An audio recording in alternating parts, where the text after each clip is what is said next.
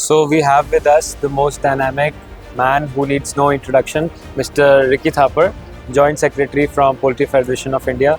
You've seen the whole world and now WIV is happening in India. So what do you think? What is the biggest challenge in the feed industry right now which needs to be addressed? When we talk about poultry feed, that 65% of the cost of production of egg and chicken is a feed cost. And in feed, the main ingredients are soybean meal and corn.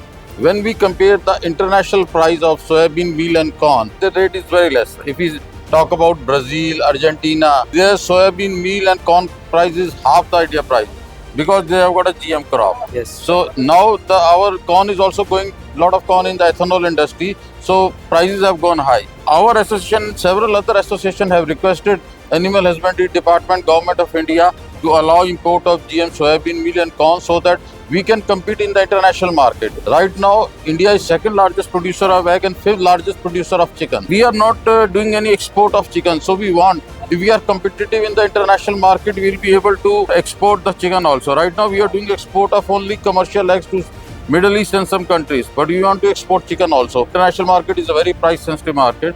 So our cost of production has to be less. For that, if our feed cost is less, our cost of production will be also less. For that, I think GM is the only answer, GM soybean meal and GM corn.